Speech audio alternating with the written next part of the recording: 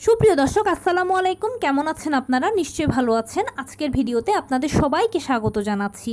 আজকে আমি আপনাদের সাথে শেয়ার করব গর্ভাবস্থার শেষ 3 মাসের সকল সমস্যার সমাধান এবং সেই সাথে ইম্পর্ট্যান্ট অনেক তথ্য যেগুলো না জানলেই নয়। বাই দ্য ওয়ে, মূল ভিডিওতে যাওয়ার আগে একটা কথা বলি, আমি আমার চ্যানেলে pregnancy related, specially normal delivery related অনেক ইম্পর্ট্যান্ট তথ্য ভিডিও আকারে শেয়ার করে থাকি। এই তথ্যগুলো আমার পার্সোনাল এক্সপিরিয়েন্স ও আমার ডক্টরের সাজেশন থেকে নেওয়া। তাই আমার চ্যানেলটিকে যদি একবার আপনারা ভিজিট করেন তাহলে আপনারা আপনাদের প্রশ্নাতীত মনের অনেক প্রশ্নের উত্তর পেয়ে যেতে পারেন। আমন্ত্রণ জানাবো আমার চ্যানেলটিকে একবার ভিজিট করে দেখার। এবারে চলুন মূল ভিডিওতে যাওয়া যাক। আমি শুরুতেই বলেছি আজকে আলোচনা করব গর্ভাবস্থার শেষ 3 মাসের সকল সমস্যার সমাধান এবং জরুরি অনেক তথ্য নিয়ে আলোচনা করব।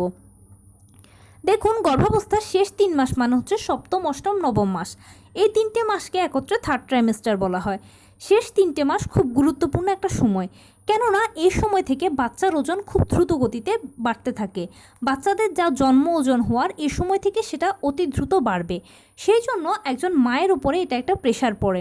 বাচ্চাদের যেহেতু ওজন বাড়ে সেজন্য মায়ের এই সময় শরীরটা ভারী ভারী লাগে, হাত পা ফুলে যায়, হাতে পায়ে পানি আসে, তলপেটের দিকে ব্যথা করে। যেহেতু বাচ্চার পজিশন তখন সেফালিক হয়ে যায়, মানে তার মাথাটা নিচের দিকে চলে যায়, সেজন্য তলপেটের দিকে ব্যথা করতে পারে, কোমরের দিকে তার ব্যথা করতে পারে, যৌনাঙ্গ ছিঁড়ে বুঝে বাচ্চা বেরিয়ে যাবে, এই ধরনের একটা ফিলিংস হয়, পায়ে ব্যথা করে। যত আস্তে আস্তে সময় আগাবে ততই সমস্যাগুলো আস্তে আস্তে বাড়তে থাকবে।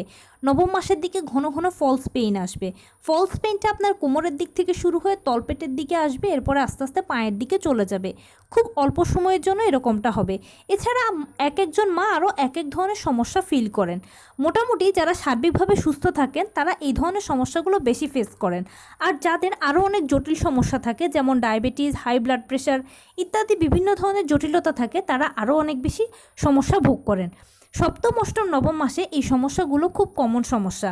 এই জন্য একজন মাকে যেটা করতে হবে যে এই সমস্যাগুলো আসলে প্রপারলি কিওর করা যাবে না, তবে কিছুটা রিলিফ পেতে পারেন আপনি যদি নিয়মিত হাঁটাচলা করেন। আপনি যদি নিয়মিত হাঁটাচলা করেন তাহলে আপনার এই কষ্টগুলো, এই সমস্যাগুলো কিছুটা কমবে। এই সময় শরীরটা ভারী ভারী লাগে, খুব খারাপ লাগে, একটু শুয়ে বসে থাকলে আরাম লাগে, কিন্তু এই কাজটা প্লিজ করা যাবে না। কষ্ট করে কষ্টটাকে সহ্য করতে হবে। কেননা যদি আপনি নর্মাল ডেলিভারি চান তাহলে অবশ্যই এ সময় থেকে বেশি বেশি করে হাঁটাচলা করবেন। এর ফলে আপনার শরীরটা একটা এক্সারসাইজের ওপর দিয়ে যাবে, আর সময় মতো আপনার জরায়ু মুখ খুলবে, সময় মতো আপনার পেইন আসবে। তাই সপ্তম, অষ্টম, নবম মাসে আপনাকে নিয়ম করে সকালবেলা ঘুম থেকে উঠে 30 মিনিট হাঁটাচলা করতে হবে। কিছুক্ষণ বাটারফ্লাই স্টাইলে বসে থাকবেন। রাতে ঘুমোতে যাওয়ার আগে 30 মিনিট হাঁটাচলা করবেন, কিছুক্ষণ বাটারফ্লাই স্টাইলে বসে থাকবেন।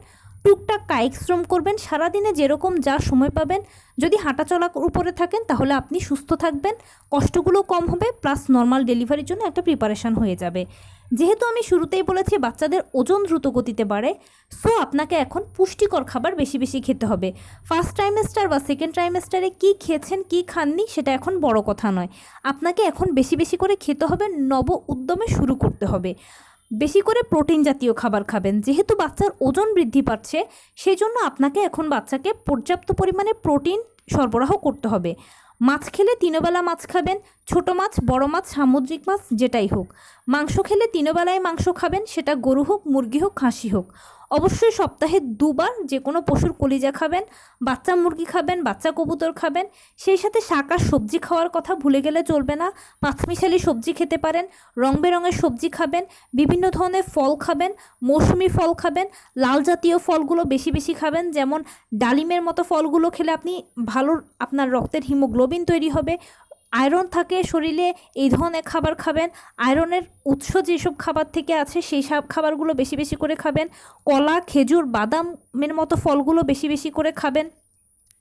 এছাড়া অবশ্যই ডাক্তারের দেওয়া আয়রন, ভিটামিন, ক্যালসিয়াম ওষুধগুলো নিয়মিত খাবেন। এগুলো নিয়ে কোনো হেলাফেলা করা চলবে না। অবশ্যই প্রতিদিন 2টো করে ডিম আর কুসুম গরম 1 গ্লাস দুধ খেতেই হবে।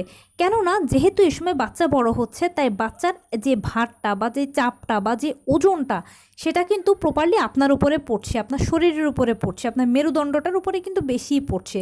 সেই জন্য আপনার শক্ত থাকতে হবে, আপনার হাড়গোড়গুলো মজবুত থাকতে হবে। এই জন্য ক্যালসিয়াম সমৃদ্ধ খাবার বেশি বেশি করে খাবেন, ক্যালসিয়াম ওষুধ খাবেন। কিন্তু অবশ্যই আপনি এ সময় থেকে ডেলিভারি প্রিপারেশান নেওয়া শুরু করে দেবেন, কেননা আপনার বডিও ডেলিভারি প্রিপারেশান নিচ্ছে, বাচ্চাও নিচ্ছে, সো আপনাকেও ডেলিভারি প্রিপারেশান নিতে হবে। আর ডেলিভারি প্রিপারেশান হিসেবে নিয়মিত হাঁটাচলা করা প্লাস পুষ্টিকর খাবার খাওয়া, এই দুটো প্রিপারেশান যদি ঠিকঠাক মতো নিতে পারেন তাহলে যথেষ্ট। নর্মাল ডেলিভারি যদি চান তাহলে অবশ্যই মানসিক জোর রাখবেন, মনের জোরটা হচ্ছে নর্মাল ডেলিভারিতে সবথেকে বেশি ইম্পর্ট্যান্ট। এই ছিল মোটামুটি আজকের ভিডিও। কেমন লাগলো বলুন? যদি ভালো লেগে থাকে ও হেল্পফুল হয়ে থাকে তাহলে প্লিজ লাইক, কমেন্ট, শেয়ার করতে একদম ভুলবেন না।